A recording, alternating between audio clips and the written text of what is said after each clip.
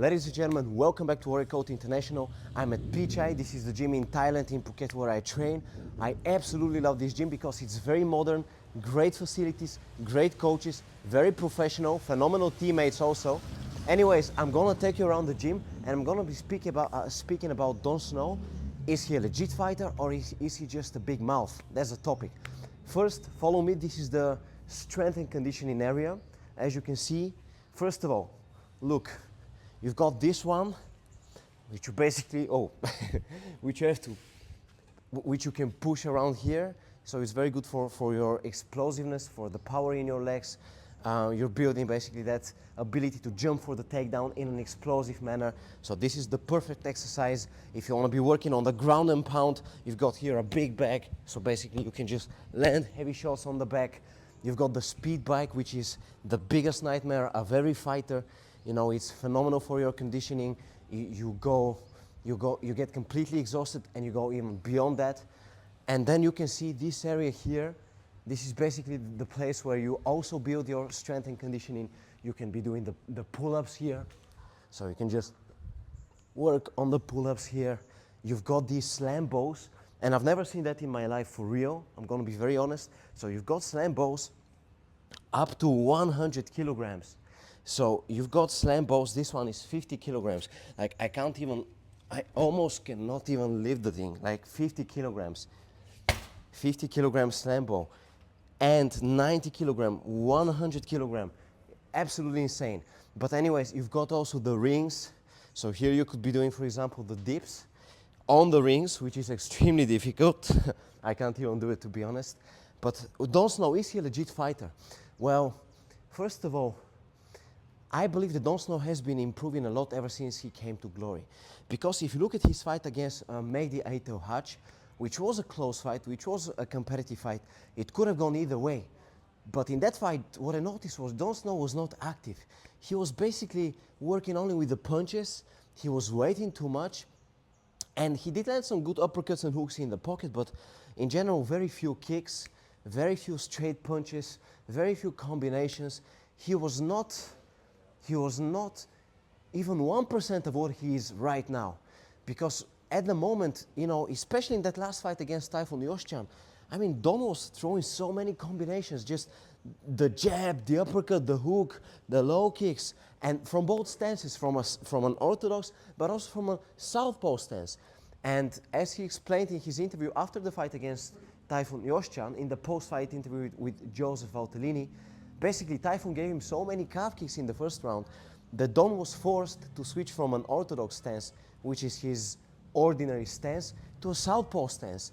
But still, it did not really make a difference. He was throwing so many shots, so many combinations, so high volume, so technical, so unpredictable. I mean, he's throwing the uppercuts, the hooks, the knees to the body, the low kicks, just phenomenal. And if you compare that fight against Typhoon Özcan with that fight against Mehdi Ait El Hadj, and there is about, let me think, he fought against Ait El Hadj in July of 2024, and he faced Typhoon Özcan. When was that? Well, it was this year. So within 1.5 years, he already made a big improvement in his game. So he became way more complete, way more relaxed in the ring, using way more combinations from both stances, punching, kicking, kneeing. So very big improvements. Let's continue though. As you can see, we've got 2 boxing rings. This is 1, this is 2. At the moment, they're having a pad session. Maybe you can show.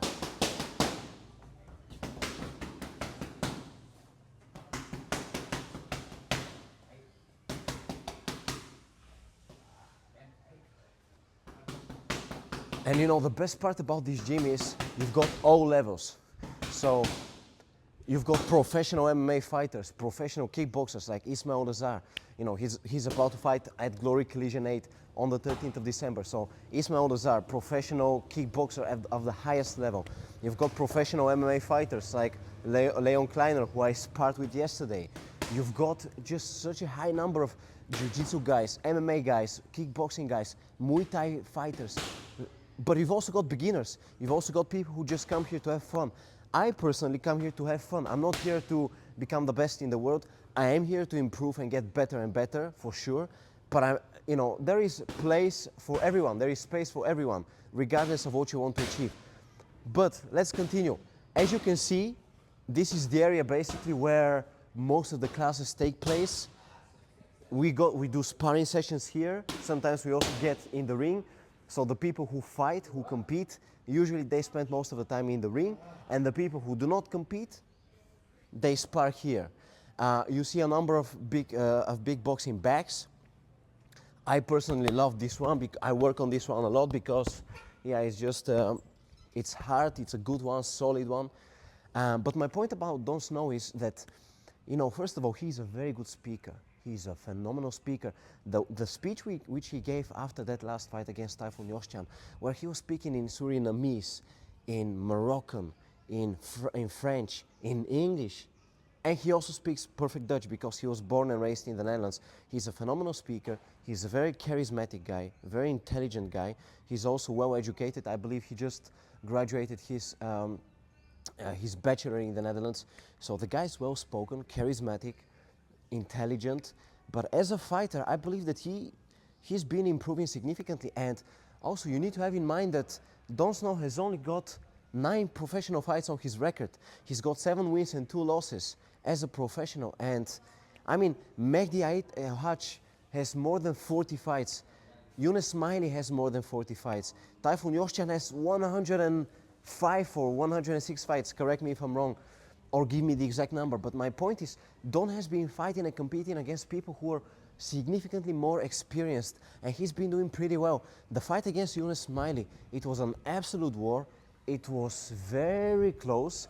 I personally think that if you could judge it in percentage, I would give it 51% for Don Sno and 49% for Younes Smaili. Round 1 for Sno, round 2 for Smaili. Third round extremely competitive and close. But I believe that these last spinning back fists from Don Sno, which he landed in the end, I believe that they were that little 1% which gave him the edge. That's my opinion, and that's with all due respect to Younes Smaili, who is also a phenomenal fighter. But my point is, even in that fight against Younes Smaili, Don Sno was very complete. I mean, so many combinations. He's comfortable in the pocket, very comfortable, extremely relaxed. Like, he throws the uppercuts, the left hook, the low kicks, the calf kicks, the knees to the body. He's very relaxed. Very often he doesn't even throw with full power. He's just keeping you busy, and then he lands a heavy low kick. Also, the way he uses his left hand, he keeps the left hand here to get you blind, basically. Then he lands an uppercut, or he lands an overhand hook. You know, so a very complete fighter who constantly puts pressure, always walking forward, high volume, very high volume, unpredictable. You never know what's coming, and that makes Don Sno a very serious contender in that 4-man tournament. Because, to be honest, and let me show you a little bit of here. As you can see, you've got all the boxing gloves, all the shin protectors, everything is here. So for example, let's say you want to join a class and you don't have boxing gloves, or you don't have shin protectors or MMA gloves. You've got everything here. You can just take gloves from here. Also, let me show you. These are the gloves which I sparred yesterday with, MMA gloves, Rice. Also, in addition to that, you've got headgear, you know, to keep your brain safe as much as possible. You've got bandages, you know, if you need like clean bandages, you've got them. You've got many of them, plenty of them. Just, you see the pads are here, even that thing for the body which you put here, so to be able to land proper shots on the pads. So it's just such a complete, you see, that's the trainer equipment here, you know, plenty of equipment, a lot of gloves, a lot of shin protections, bandages, everything. But my point about Don Sno is, first in that 4-man tournament, when I saw who was competing there, I thought, you know what, it would be very difficult for Don, because you've got Chico Kvasi, Theodor Christoph, Andy Seymour, Chico the champion, the current reigning defending champion, Andy Seymour, who used to be champion and I believe has got only 3 defeats as a professional. Or no, he's got only 2 defeats as a professional. I believe he lost against Typhoon Özcan once in the past, but I don't think he was a professional. Correct me if I'm wrong. But my point is, Seymour, who is such a complete fighter, such a world-class striker, and Theodor Christoph, who fought for the title, who is an absolute phenomenon, extremely technical, extremely movable, unpredictable, unorthodox, can come up with all sorts and kinds of weapons. You know, probably the most unpredictable fighter in the welterweight division. So when I saw who was competing there, I thought it's going to be very tough for Don. But now, after rewatching the fight against Don Sno, after rewatching the fight against Younes Smaili, after watching him against Ismail Ayadi, and that beautiful knockout with the left hook against Ismail Ayadi, I can say that Don has been growing a lot as a fighter, and he's aggressive, he's confident, he feels very well in the pocket, but also from a further distance. He throws high volume strikes, all the time, non-stop active. He doesn't stop, and he combines very well, and he's been using the legs way more in the last fights, because when he fought against Mehdi Ait El Hadj, he wasn't throwing kicks, but now against Younes Smaili, against Typhoon Özcan, he was throwing way more kicks, and I believe he can throw even more than that. I believe that he could be even more active with the kicks. But my point is, Don has been improving. He promotes himself very well on social media. He's got his own YouTube channel. Also, you know, he speaks well, he is intelligent, he is doing all the right things, and that's very important. You want to fight at these big events, you want to be a big name, it's important to be a good speaker, it's important to promote yourself well. Look at the UFC, look at the way it's working there. So Don Sno is doing that very well, but let me show you the MMA area, because that's my favorite area. Follow me. As you can see, you've got here the mats, the big mats. So here, this is basically where we train jiu-jitsu. From Monday, so upcoming Monday, I'm gonna start with jiu-jitsu or grappling. I'm gonna be very focused on grappling and MMA, because I think it's important to be skilled in all areas of fighting. And as you can see, you've got here the PCHI logo. You see, that's the one here. You've got some belts. You can see here, that's my current belt, white belt, but we're gonna go up. But that's the place where you train grappling, wrestling, jiu-jitsu. You know, the mats are high level, like very soft. You cannot get injured. There is no unnecessary space between the different mats, which is very, very important and a common problem in a lot of gyms. And here you've got a cage, an MMA cage. So, I mean, look at that. Let's enter the cage together, because there's a place where you could spar MMA. Just a perfect MMA cage, a perfect MMA cage. Just great for sparring. It's not too big, and that's great, because then you've got more engagement, more shots, more shooting, more wrestling, more grappling. And that's good, because that gives you that intensity, that real fight intensity. But my point about Don is he's now about to face Andy Smaili, and look, Smaili is a very skilled fighter, very skilled. I mean, he's also, so Smaili is not necessarily the highest volume fighter, but every shot that he throws is very technical, very well placed. He has very high fight IQ. He steps in and out, very good movement. And I'm very curious about this fight. But because the point of the video was, is Don Sno just a big mouth or a legit fighter? Look, he's a legit fighter. He's very technical, he's very complete. He has been improving, not only as a speaker, but also as a fighter. 1 year ago, everybody was making fun of him. People were commenting Don Sno everywhere and basically ridiculing him that he's not really a fighter. Just everywhere on YouTube, you could see comments about Don Sno not being, just making fun of him. People were making fun of him, not taking him seriously. But this year, he went out there, he knocked out Ismail Ayadi. He had a phenomenal fight against Younes Smaili. He had a great performance against Typhoon Özcan, and he has definitely shut everybody's mouth.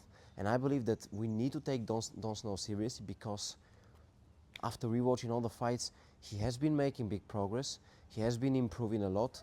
He's got all the weapons. I think he needs to kick a little bit more. That's maybe a point for improvement, a point of improvement. He needs to consider, but still, the guy's young, 24 years old, and you know, big shout out to him. Big shout out. I'm not making this video to be friendly towards Don or anything like that, but as Dana White said to Henry Cejudo and Kamaru Usman, you fighters, there is a very small percentage of people who are capable of doing what you do. And you fighters deserve respect because you're very special human beings. And that's why I'm giving Don his respect, and I'm giving respect to every single person who steps in that ring, because it's not easy.